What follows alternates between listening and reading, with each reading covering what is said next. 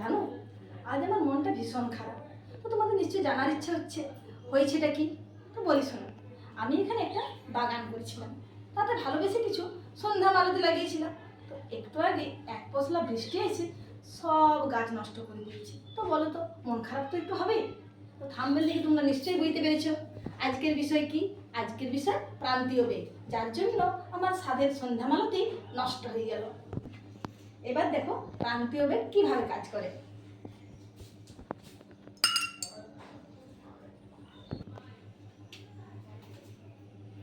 এই হলো আমার বস্তু। বস্তু সান্দ্র মাধ্যমের মধ্য দিয়ে নিচে পড়ছে। এক্ষেত্রে বস্তুর উপর তিনটি বল ক্রিয়া করছে। এক হচ্ছে বস্তুর ওজন mg, যা নিচের দিকে ক্রিয়া করছে, এবং উপর দিকে ক্রিয়াশীল বল দুটি হলো Fb প্লবতা বল এবং F সান্দ্র বল। আগের ক্লাসে আমরা আলোচনা করেছি যে F প্লাস Fb সমান যদি mg হয়, তাহলে বস্তুটি কি হয়, প্রান্তীয় বেগ অর্থাৎ একটা নির্দিষ্ট বেগ নিয়ে নিচে পড়তে থাকে। আমরা বলতে পারি F প্লাস Fb সমান mg। মানে m বস্তুর ভর, g অভিকর্ষজ ত্বরণ। ধরে নিলাম বস্তুর ঘনত্ব হচ্ছে রো এবং মাধ্যমের ঘনত্ব সিগমা। বস্তুর ঘনত্ব রো এবং মাধ্যমের ঘনত্ব সিগমা। mg সমান 4/3 পাই আর কিউ রো জি। তো 4/3 পাই আর কিউ রো আমরা পাচ্ছি কিভাবে? আমরা জানি ঘনত্ব সমান ভর বাই আয়তন।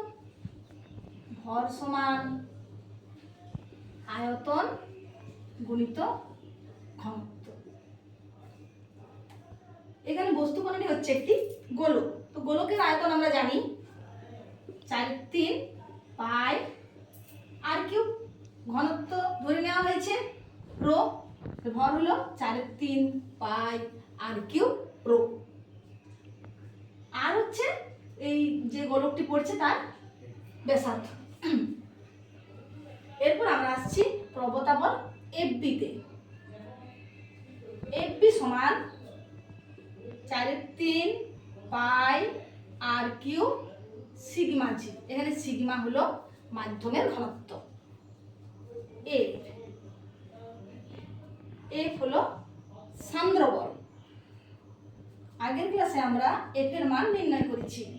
যারা আমার আগের ভিডিওটি দেখোনি অতি অবশ্যই দেখবে, তাহলে তোমরা F সমান 6 পাই ইটা আর ভি কিভাবে আসছে বুঝতে পারবে। F সমান কত হলো? 6 পাই ইটা আর ভি। এরপর আমরা লিখে ফেলছি, F এর মান বসাই। F সমান 6 pi eta r V plus Fb সমান 4/3 পাই আর কিউ সিগমা জি। mg সমান 4/3 পাই আর কিউ রো জি, বা 6 পাই ইটা আর ভি সমান 4/3 pi r cube rho g minus 4/3 pi r cube sigma g, বা 6 pi eta r V সমান 4/3 pi r cube rho minus sigma into g. আমরা V এর মান নির্ণয় করব।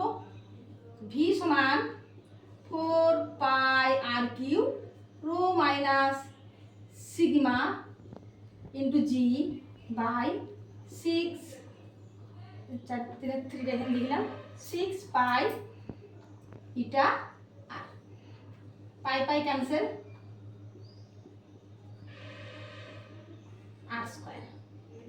অতএব ভি সমান 2 r square rho minus sigma into g by 9 ইটা। এ হলো আমাদের প্রান্তীয় বেগ ভি।